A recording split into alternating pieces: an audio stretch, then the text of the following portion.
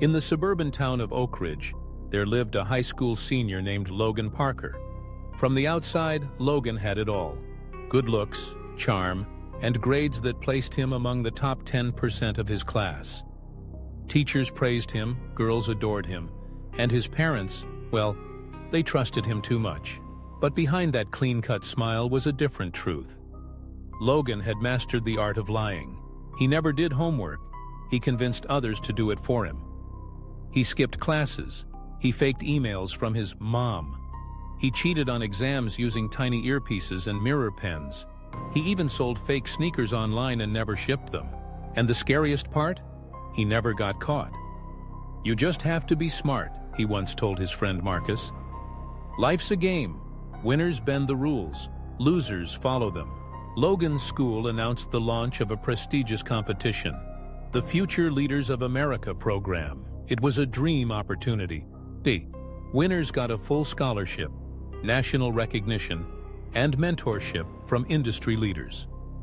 Logan wanted in, but the entry requirements were steep: a real record of community service, verified teacher recommendations, an honest essay about overcoming challenges. Instead of doing the hard work, Logan did what he always did. He faked it. He copied an essay from Reddit. He created a fake nonprofit name and photoshopped certificates. He even made up quotes from teachers who didn't even teach him. And once again, it worked. He became a finalist. His parents were overjoyed. His principal called him a model student. Even the local paper featured him with the headline, "Hometown Hero, Teen Leads the Way to a Brighter Future." But fate was already loading the bullet, and karma was about to pull the trigger. A girl named Emily James, who had also applied to the program, grew suspicious. She'd volunteered for years, worked 2 jobs, and stayed up late writing her essay. Then came Logan, a boy she'd never seen at any event, suddenly being called a leader. Emily dug deeper. She emailed one of the organizations Logan claimed to have volunteered for. They replied, "We've never heard of him." She forwarded that email to the selection committee. They launched an investigation. Within days, Logan's perfect image crumbled. The essay? Plagiarized. The certificates? Forged. The community service hours? Fake. The school board was furious.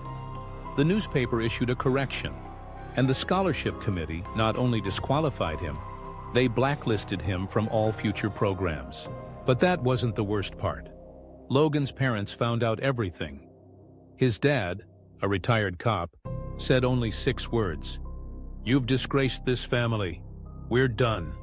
His mom cried silently and didn't speak to him for a week. His friends? They distanced themselves. Marcus, his closest buddy, looked at him and said, "I guess the game's over, huh?" Logan spent weeks in his room, scrolling endlessly through social media. His name was trending locally, but not in a good way. Memes of his fake hero status went viral in Oak Ridge High. For the first time in his life, Logan had no one. That's when he received a message. It was from Mr. Harper, an old English teacher he once mocked behind his back. "Meet me tomorrow at 8 a.m., just you. Come with humility." With nothing left to lose, Logan showed up. Mr. Harper lived in a modest home, surrounded by worn books and dusty trophies from another life. He welcomed Logan with tea and a question. "Do you know the story of the cracked mirror?" Logan blinked. "No," Mr. Harper smiled. "There was a boy who found a mirror. It reflected only what he wanted to see: confidence, success, charm. But one day he dropped it. It cracked, and suddenly he saw the truth, the anger, the pride, the cowardice." Logan stayed silent. Mr. Harper continued, "You built your life on lies, Logan. But now the mirror is cracked. What you do next, that's what will define you." It didn't happen overnight. But something inside Logan shifted. He started apologizing, not just with words, but with action. He volunteered at the local shelter, quietly. No selfies, no hashtags.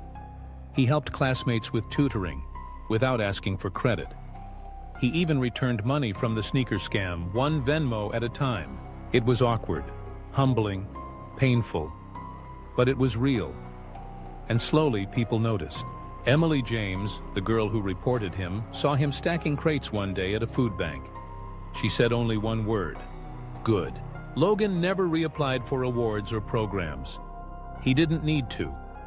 He got accepted to a small college on his own merit, with no fanfare. He studied psychology. Why? Because I spent too long lying to people. Now I want to understand why, and help others do better. Years later, Logan became a youth counselor.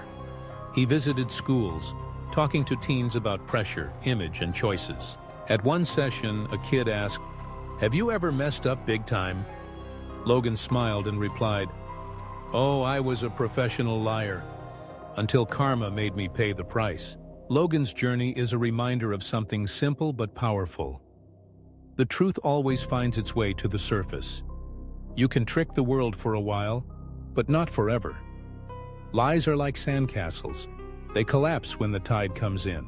Karma doesn't punish you immediately. It waits.